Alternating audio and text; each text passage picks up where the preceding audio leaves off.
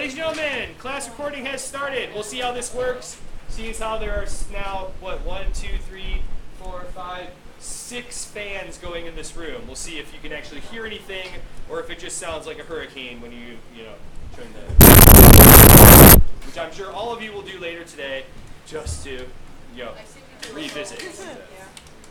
Or are you just going to sit there the whole time and go? I just did. Turn him to high. All right.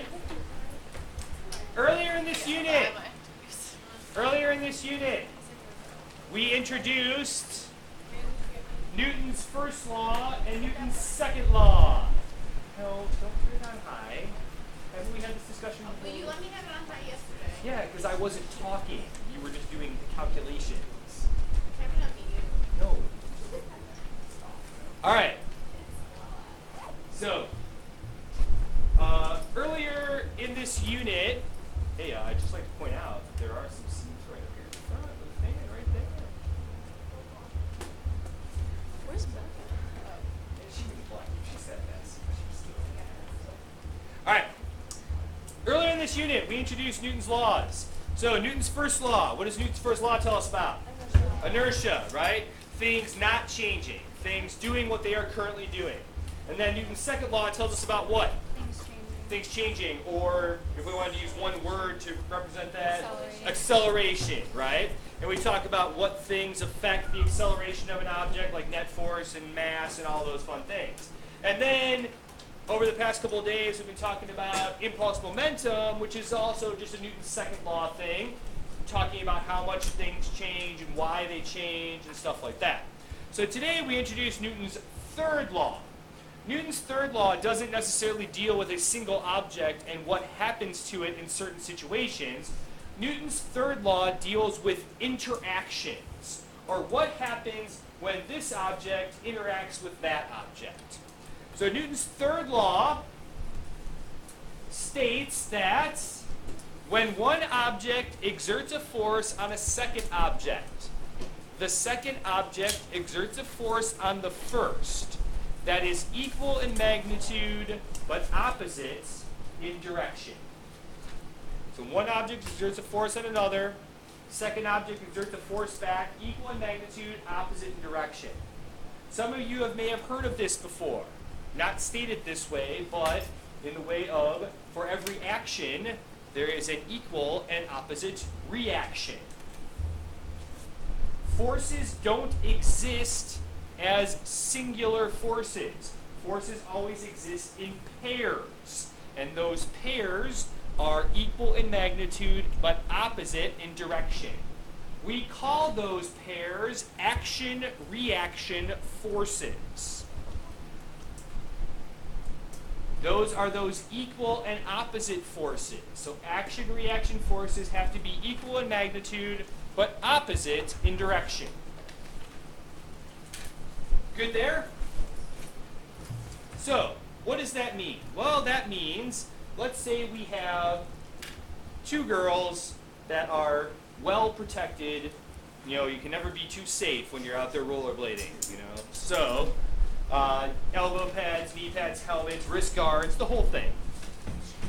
But, let's say that striped girl pushes on blue girl. That's a no-no. So striped girl applies a force in this manner. According to Newton's third law, blue girl automatically pushes back on striped girl with the same force but in a different direction. It is a reaction that happens. Blue girl doesn't have to consciously apply a force to striped girl. It just happens. Forces never exist on their own. They always exist in pairs. Okay? Good so far? So, what's going to happen in this case? Both girls are going to move, but how are both girls going to move? Opposite directions. Why? Because they have forces in opposite directions. Does that make sense? That, please go ahead. If you're standing still and you push somebody, Okay. So at least that gets a good question, right? I stand here, and I apply a force to this desk, and there it goes. But here I am, right? I didn't move, but the desk did.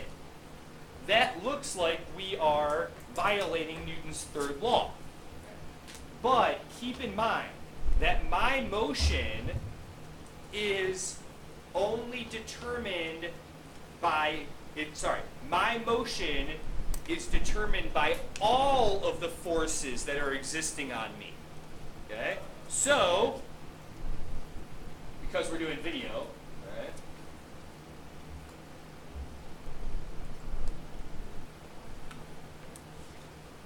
All right. There's me. All right.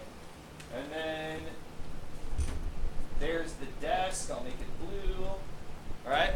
So I apply a force to that desk like this. Okay? What automatically has to happen?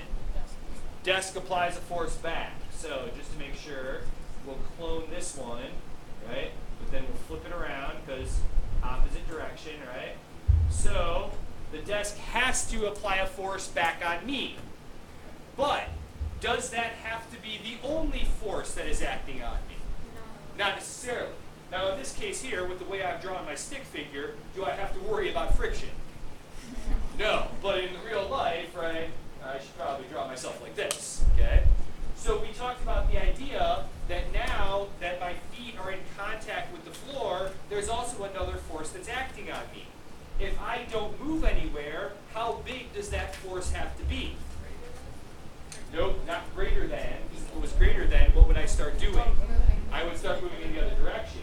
So it has to be just the same as that blue force. So if we look just at me,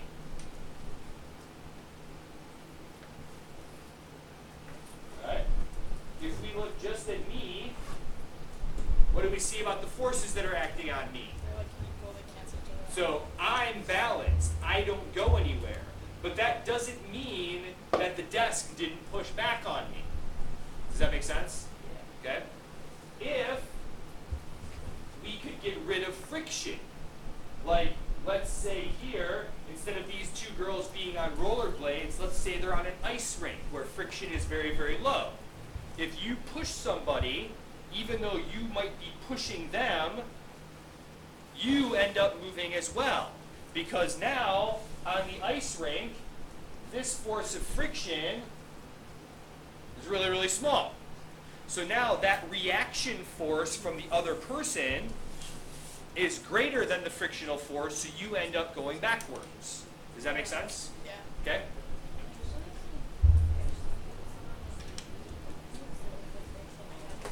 The friction, so Far said, usually when we push something, we don't see that backwards motion, right? Because we can't really get rid of friction. It's always going to be there. Now, how big it is depends on the surfaces. But there's another part that needs to be played in this, which we're going to talk about in just a second. Okay? So, this idea of these equal and opposite forces leads us to the concept of conservation of momentum. First, conservation is not a new idea. We've discussed conservation on several occasions in this class. What does it mean when we say that something is conserved? Stored, it's equal from beginning to end, and that's what it means here too. Mathematically, we represent the conservation of momentum like this. Now, the sigma is a symbol that we've introduced in this unit. What did we say the sigma means? The sum or the total, right? So if we have sigma p, we use the p to represent momentum. So we're looking at the total momentum. And then if we throw the I subscript on it, right, we're looking at the total momentum when? Initial. And then if we look at sigma pf, total momentum final, what do we have to see about those two? They should be equal. Because when two objects interact with one another, they apply forces to one another. and those forces are equal and opposite. Okay? Good there for starters? Okay. So let's take a look at this situation here with the cue ball and the 3 ball. First, if you use the cue stick to hit the cue ball, you apply a force to the cue ball. What automatically has to happen in response to that? The cue ball does what? Well, Applies a force back. what automatically has to happen? Goes ball moves. Not necessarily. The ball doesn't necessarily move. What if I put a big block of wood here? Right? Would I apply a force to the cue ball? Yeah. Yeah, but does that mean it's necessarily going to move? No. Because the motion of the cue ball, at least this gets back to what we were talking about before, the motion of the cue ball is determined by all of the forces that are acting on the cue ball. So we can't say that the cue ball moves with certainty. But we can say that if I apply a force to the cue ball, what has to happen? It applies a force back. It applies a force back to me. How big? Equal. Exactly the same. Now, do I move backwards? No, because where am I standing? On the ground, right? And there's friction there, and that force the force of the cue ball pushing back on me isn't greater than friction. But let's say there isn't a big block of wood here, right? And so now I've applied a force to the cue ball, it starts moving. Okay? Now let's focus in on this interaction right here. So here's the cue ball, and it's heading towards. Sorry, went a little too far. Here's the cue ball, and it's heading towards this 3 ball. The 3 is stationary, the cue ball is moving. If we took a look at the momentum of those objects, or not. Sorry, buddy. Oh, it's gracious. There we go. If we take a look at the momentum of those objects, right? Cue ball is moving, it has some velocity. Remember, momentum takes into account both the mass and the velocity. So the cue ball is moving, the 3 isn't. It doesn't have any velocity.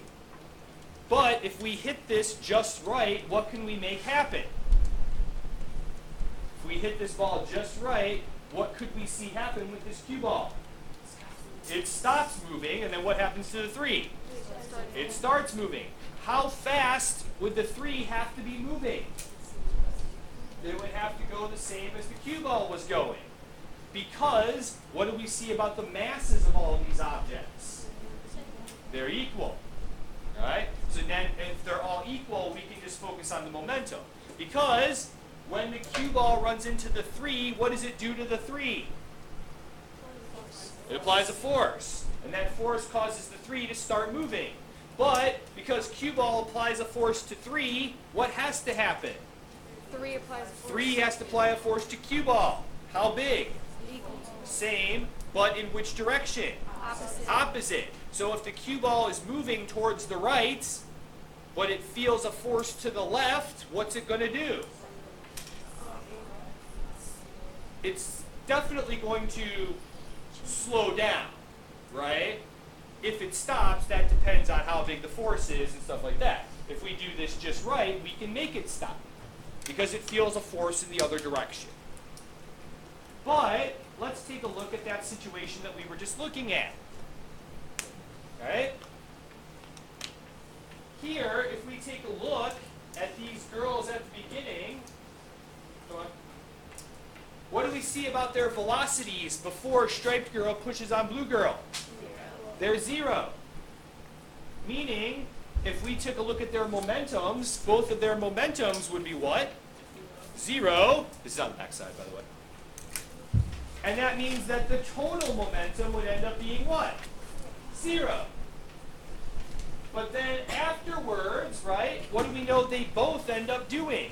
Moving. But which way do they end up moving? Opposite direction. Opposite directions. How do we distinguish the opposite directions? One's positive, one's negative, right? Momentum is a vector, meaning it has direction. So if we take a look here, right? A, striped girl, she has a negative velocity. B, blue girl, has a positive velocity. If we look at the total momentum, right? We have a negative number plus a positive number. So guess what we end up with? 0, because that's what we started with. So even in this situation, when two objects are sitting still initially, then they start moving, we can still see that momentum is conserved because of the fact that one's positive and one's negative. Good there. Where are my hunters out there? Anybody hunting? Anybody? You go hunting on the weekends? Yeah? All right. Rachel told me to tell you that I hunt snakes with her and Billy.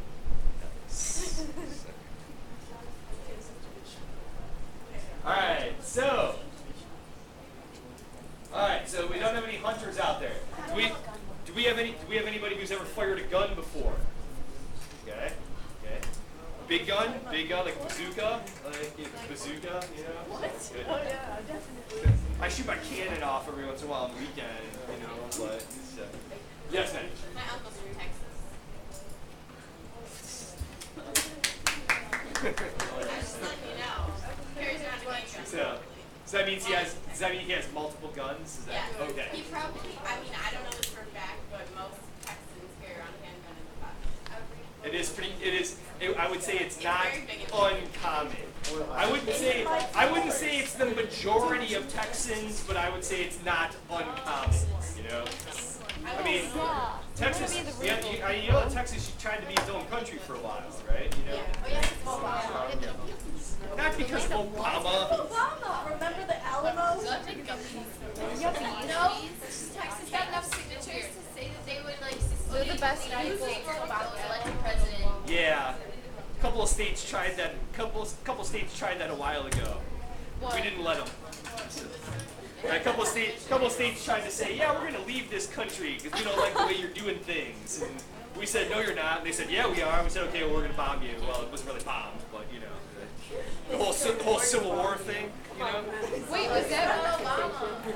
Well, that's kind of what the southern states tried to do. They said, hey, no, the Civil War. I'm saying. This isn't history. This is recent. Happening a couple months ago. If it happens, that means it's history. If it happened a couple months ago. What I'm saying to you is, if Texas really decided that it was going to try and leave the United States, I don't think we'd let them. Oh my God, this is not recording. Yes, it is. Now they know. So, Now we know. hey, I mean, there's other people hot in this room too, you know. So. Yeah, but if it's spinning between you and the window, the rest of us don't get anything.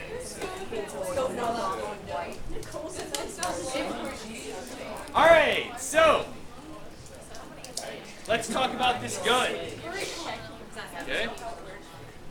So Nicole is going to explain to us how a gun works. All right. So Nicole, go ahead. Well, like the simple version. Sure. Like when you pull the trigger, it like a pin goes and hits the bullet that you loaded in there, and it creates a little explosion. Like it makes sparks and creates a little explosion in the bullet, and it shoots out. Yeah. Okay. That's why when you pick up the shells, there's a little circular indentation effect. So there's basically an explosion inside the gun. Okay. And that explosion applies a force. But remember, forces don't just come as singular, right? So there's a force that is applied to the bullet, right? But what else does there have to be a force on? Well, specifically the gun, right? Okay? And that's why when you go to shoot a gun, right, one of the things, especially depending on the size of the gun that you shoot, right, it's real important that you brace that gun against your shoulder, right, to protect yourself against the recoil, okay? And depending on like how big of a gun you shoot and how big of a bullet you use, right, it can be pretty significant to the point that if you don't brace it properly and you don't really hold it tight against your shoulder, it can dislocate your shoulder. I mean, it can pop your shoulder out because you don't have it right, depending on the size of the gun and how big it is and stuff like that. But let's talk about why. Before you pull the trigger and the little pin goes and starts the explosion, right? What's the total momentum of the gun and the bullet? 0, because neither one of them is moving. Meaning, if there's a total initial momentum of 0, these two arrows represent the momentum of the gun and the momentum of the bullets. And what has to be true about those two momenta? How big do they have to be? The same, but one positive, one negative, right? But remember from our discussion last week that momentum is mass times velocity. There are two things that affect the momentum of an object. Well, how big's the mass of the bullet? Pretty small. So how fast does it have to go? Pretty fast. These skinny arrows here represent the velocity. Notice, right? The big arrow is momentum, but two things affect momentum. The mass of the bullet is real small, so it's got to have a lot of velocity to give it a lot of momentum. The mass of the gun is much bigger, so only a small portion of that momentum is made up of velocity. But it is going to go which way? It has to go backwards to keep that total momentum equal to 0. Are we good there? Okay. Let's end today's class with a little funny, but it's an important concept that a lot of people misinterpret about Newton's third law. Down at the bottom of your notes, there's a little comic strip, but you might not be able to see it because the copy is kind of small. So I'll show it to you up here. So this starts off, the comic strip starts off with a farmer talking to his horse. So he tells the horse, "Giddy up, pull this cart so we can get going." And that horse says, "No, can't do it." Okay?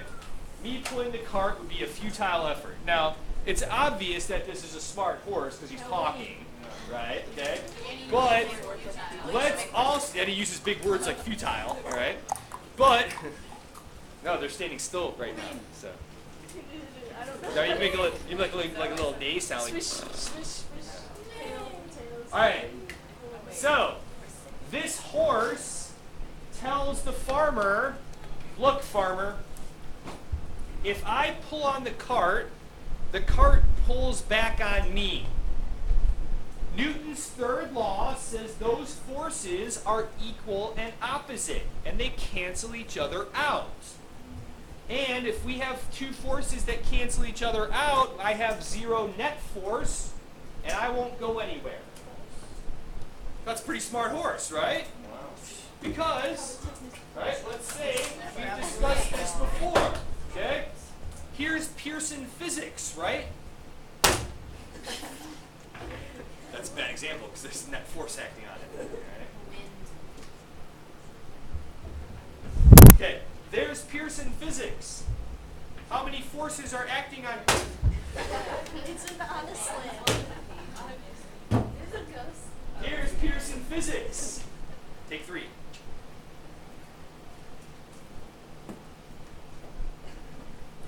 All right. So, how many forces are acting on Pearson physics right now? 2, right? Gravity down, normal force up. Becca, how big are gravity and normal force? How do you know that? Because this book is not going anywhere.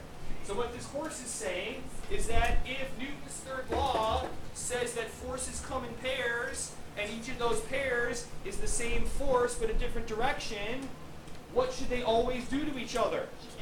Cancel each other out. And that's a mistake that a lot of people make when they first learn about Newton's third law. Does that make sense with what we've discussed before? But can that be the case? Because if it was, what would never happen? Nothing would ever go anywhere, right? So, let's focus in on this situation and let's see where the horse went wrong. First, he says, okay, I'm going to apply a force to the cart. Automatically, what has to happen? Cart has to apply a force back on him, exactly the same force, but in a different direction. Do these forces cancel each other out? No. Hmm. I don't know. Yeah. So we have some dissenting opinion. I just didn't know because you didn't respond to me. Okay. Right. This. just said That's all. I don't know. So let's use our spotlight tool. you just like that. It's a good day for it today. So let's use our spotlight tool. So there is the cart. Hello.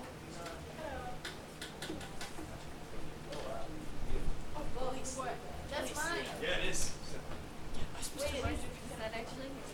I just want you to know there was a big blue ribbon on one of the other ones she had, but not on yours. Oh darn. Sorry.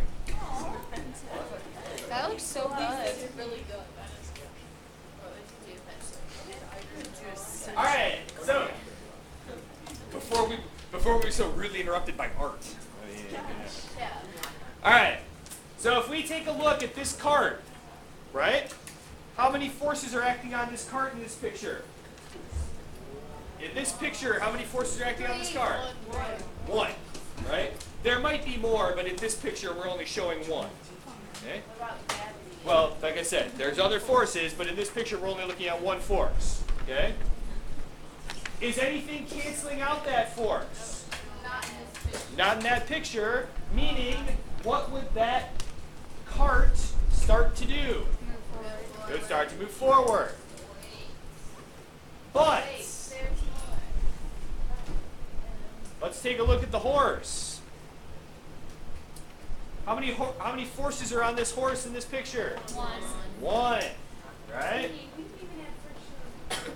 Becca, this is In this trying to picture. prove. So Becca, those forces are action-reaction forces, right? That whole Newton's third law thing, right? Okay. So in this picture, how many forces are on this horse? Only one. Is there anything to balance it out? No.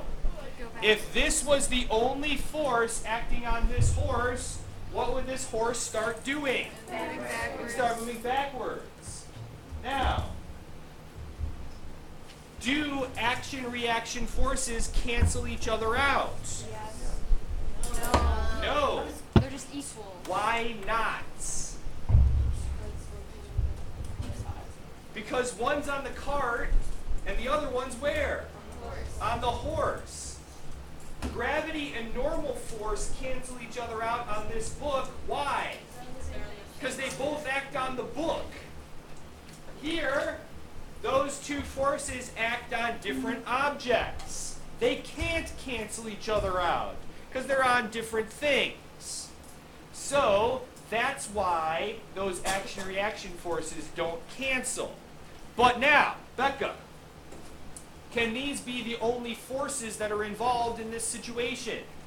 Because if they were, what would happen here? The horse was What would start happening here? They would collide where? into each other. Back of the horse, front of the cart. They'd start moving towards each other and they would collide with each other somewhere in between where they started.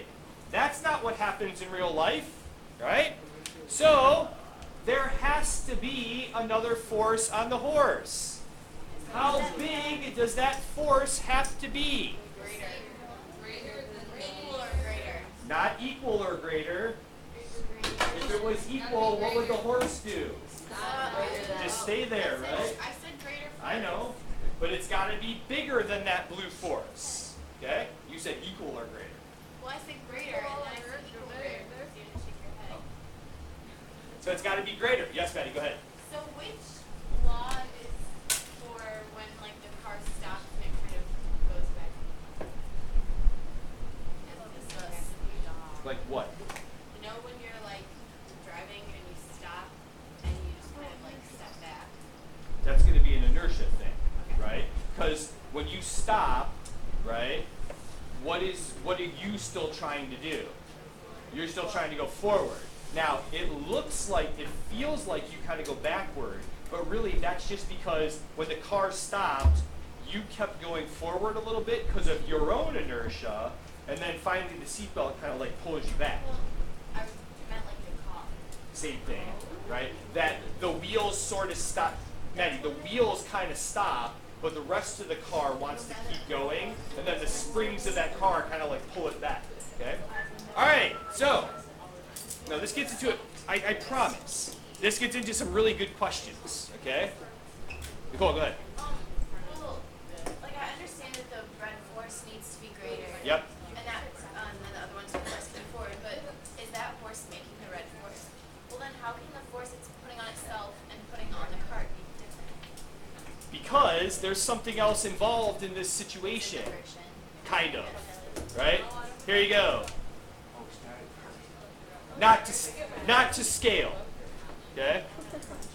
So, in order for you to walk forward, or in order for this horse to walk forward, what do you have to do first?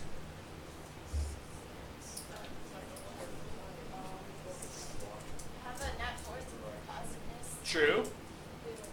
But that forwards force has to come from somewhere. I know this, and it's hard. Wait, are you So- I think I can. I think Go ahead.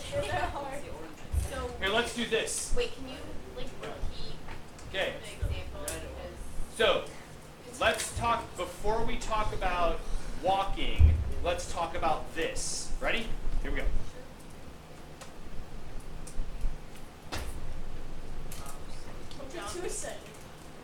because of gravity in the floor, So- that's gone. How do I start going upward? You bend your knees and then you push off the ground.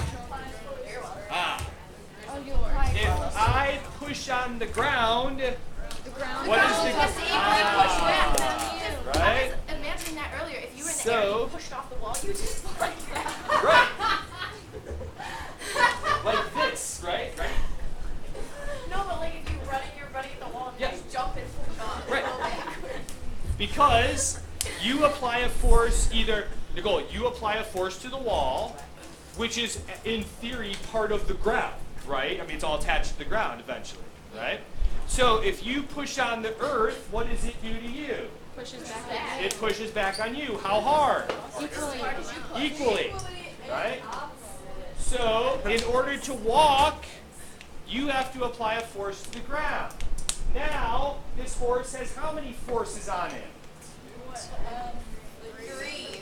Well, how many in this picture? There's 2 in this picture. 2. More divided by 2. Hey, relax. So,